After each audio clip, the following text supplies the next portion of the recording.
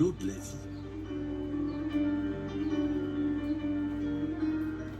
Par les frères Grimm.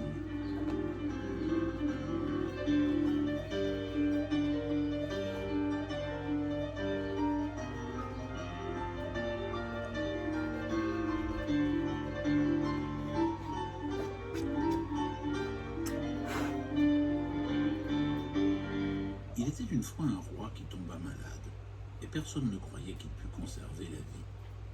Ce roi avait 3 fils qui en ressentirent un vif chagrin. Et comme ils allaient dans le parc du château pour pleurer, ils y rencontrèrent un vieillard qui leur demanda la cause d'une pareille tristesse. Ils lui racontèrent que leur père était fort malade et qu'il allait à coup sûr mourir car il n'y avait plus de remède. Le vieillard leur dit « J'en connais un, c'est l'eau de la vie. Celui qui en boit recouvre tout de suite la santé, mais elle est difficile à trouver. »« Je la trouverai bien, » répondit l'aîné. Et il courut prier le roi lui permettre de partir à la recherche de l'eau de vie qui seule pourrait le sauver. « Oh non, » dit le roi, « le danger est trop grand, je préfère mourir. » Et le prince le pria si longtemps que le roi consentit au voyage. Le prince se disait lui-même « Si je vais chercher l'eau de la vie, c'est moi qui serai le plus cher à mon père et qui deviendrai donc l'unique héritier du trône. » Il se mit en route, et lorsque son cheval eut marché quelque temps, il vit un nain au bord du chemin qui lui cria « Où allez-vous si vite ?»« Petit nabot, » repartit fièrement le prince, « tu n'as pas besoin de le savoir. » Et il continua sa route. Mais le petit homme s'était fâché et avait prononcé un vœu malveillant. Le prince arriva dans un ravin, et plus il allait, plus les montagnes se resserraient. Enfin, la route devint tellement étroite qu'il ne put avancer davantage avec son cheval, et qu'il ne put non plus en descendre, si bien qu'il demeura ainsi emprisonné. Le roi malade l'attendait toujours, et il ne reparaissait pas. Alors le second fils dit « Je m'en vais aller à la recherche de cette eau. » Et il pensait « Cela m'irait fort que mon frère fût mort, car j'hériterais le royaume. » Ouais, sympa. D'abord, le roi ne voulut pas le laisser partir, et puis il céda de nouveau. Le prince prit le même chemin que son frère et rencontra aussi le nain qui l'arrêta en lui disant « Où allez-vous si vite ?»« Petit bonhomme, » répondit le prince, « tu n'as nul besoin de le savoir. » Mais le nain lui jeta un charme, et lui aussi rentra dans une ravine où il ne pouvait ni avancer ni reculer. Tel est le sort des arrogants. Comme le second fils n'en revenait pas non plus, le plus jeune des 3 frères se décida à s'en aller chercher l'eau merveilleuse, et le roi fut bien forcé de le laisser partir. Lorsque le prince rencontra le nain sur son chemin et que celui-ci lui fit sa question accoutumée, « Où allez-vous si vite ?»« Je vais chercher l'eau de la vie, » répliqua le voyageur, « car mon père est mortellement malade. »« Savez-vous donc où la trouver ?»« Ah non, » dit le prince. « Eh bien, je vais vous le dire, puisque vous m'avez répondu convenablement. L'eau sort d'un puits dans la cour d'un palais enchanté. Et pour que vous puissiez y entrer, je vous donne une verge de fer et 2 morceaux de pain. Avec la verge, vous frapperez 3 fois à la porte d'airain du château et elle s'ouvrira. En dedans, il y aura 2 lions qui vont accourir, la gueule béante. Jetez-leur le pain et ils s'apaiseront. Le pain ? Et puis, hâtez-vous de chercher l'eau de vie avant que midi sonne, car alors la porte se referme et vous resteriez emprisonné. » Le prince remercia poliment le petit homme, prit la verge et le pain et s'en alla. Et tout se trouva tel que le nain lui avait annoncé. Au 3e coup de verge, la porte s'ouvrit, et lorsque le prince eut apaisé les lions, il entra dans le château et pénétra dans une grande et superbe salle pleine de princes enchantés à qui il enleva leurs bagues. Il s'empara également d'une épée et d'un pain qu'il y trouva. Puis il passa dans une autre chambre où il aperçut une jeune fille belle à ravir, qui se montra joyeuse à sa vue et qui l'embrassa. Elle lui dit qu'il l'avait délivrée et qu'il aurait entière possession de son royaume s'il revenait dans 1 an pour célébrer leur mariage. Elle lui indiqua aussi où était le puits, en lui recommandant de se hâter pour prendre l'eau avant midi. Il allait toujours et arriva enfin dans une chambre où il y avait un beau lit fraîchement arrangé. Comme il était fatigué, il voulut s'y reposer un peu. Il s'étendit et s'endormit. Lorsqu'il se réveilla, il entendit sonner 11h03. Saisi d'angoisse, il sauta à bas du lit, courut au puits et puisa l'eau avec le gobelet qui se trouvait à côté. Il s'éloigna ensuite à toutes jambes. Comme il sortait par la porte d'airain, midi sonna et la porte se referma avec une telle violence qu'elle lui enleva un morceau de talon. Mais il se réjouissait d'avoir en sa possession l'eau de la vie, et il s'en retourna chez lui. En route, il rencontra de nouveau le nain. Dès que celui-ci vit l'épée et le pain, il lui dit « Ah, tu as gagné un grand trésor. Avec cette épée, tu peux combattre toute une armée. Et quant à ce pain, il ne finit jamais. » Le prince dit « Je ne veux pas retourner au logis sans mes frères. Cher petit ami, ne pourriez-vous pas m'apprendre où sont mes 2 frères?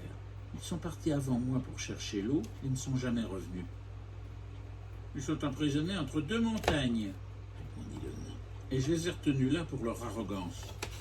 Mais le prince le supplia si longtemps que le nain lui accorda leur liberté. Toutefois, il le prévint et dit « Prends garde à tes frères, ils ont un méchant cœur. » Quand ils arrivèrent, ravis de se voir libres, le jeune prince leur raconta tout ce qui s'était passé, comment il avait trouvé l'eau de la vie, pris un gobelet, et comment il avait délivré une belle princesse qui allait l'attendre 1 an, après quoi il l'épouserait et serait mis en possession du royaume. Puis ils s'en furent tous 3 ensemble et parvinrent dans un pays en proie à une grande famine et à la guerre, et dont le roi se croyait déjà prêt de succomber dans ce péril.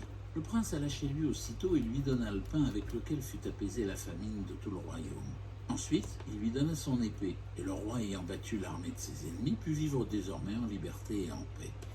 Alors le prince reprit son épée et son pain, et les 3 frères continuèrent leur route. Ils passèrent encore par 2 pays où régnait disette et guerre. Le prince prêta à chaque fois son pain et son épée, et de la sorte, il sauva 3 pays. Après ces aventures, les voyageurs se mirent dans un vaisseau pour traverser la mer.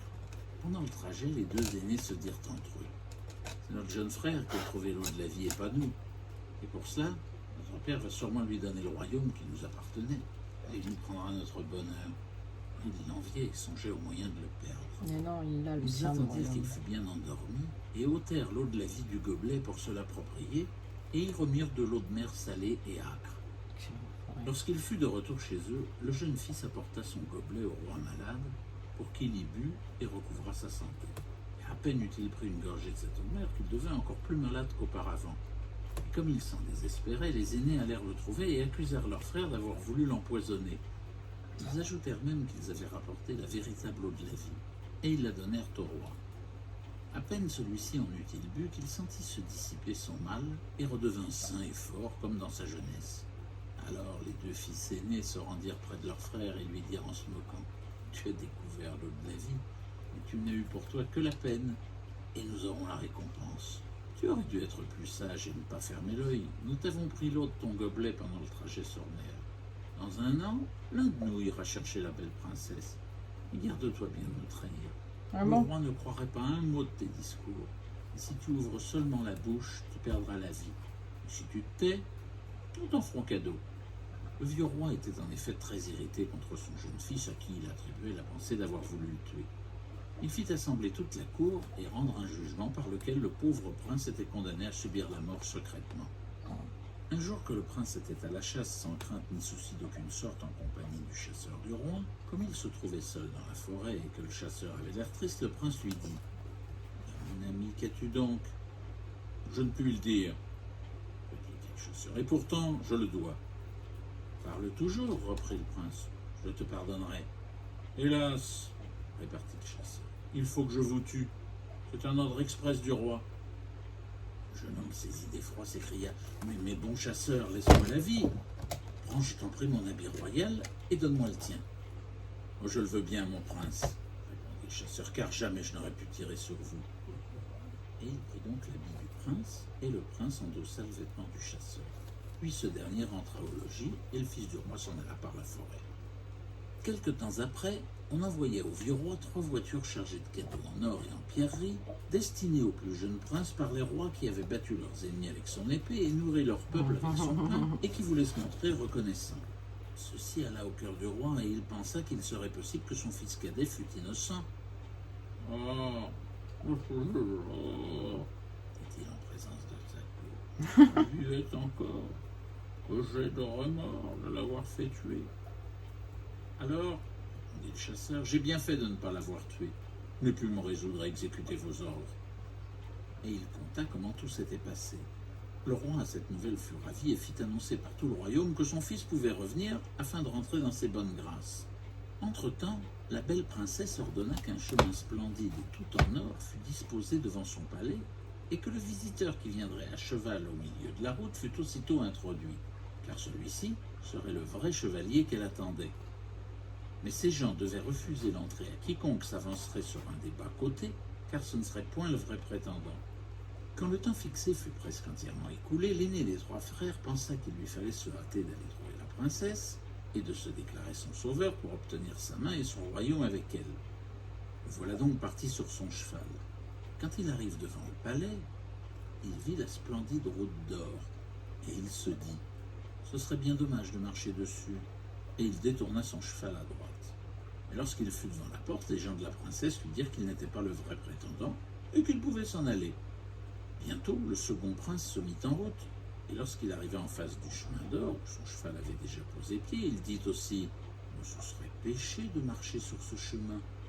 Le cheval pourrait l'endommager. » Et il tourna à gauche. Mais une fois près de la porte, il fut de même arrêté par les gens du palais qui lui dirent qu'il n'était pas du tout le vrai prétendant et qu'il pouvait s'en retourner chez lui.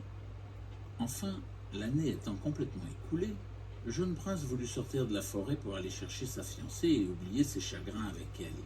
Il se dirigea donc vers le palais où il l'avait rencontrée. Et tout rempli de la pensée qu'il aurait déjà voulu être avec elle, il ne regardait pas la route d'or. Son cheval ayant pris juste le milieu, comme il en avait l'habitude, quand il fut descendu devant la porte, on la lui ouvrit toute grande, et la princesse le reçut avec 1000 démonstrations de joie, déclarant qu'il était son sauveur et le légitime seigneur du royaume. Leur mariage fut célébré au milieu de l'allégresse générale.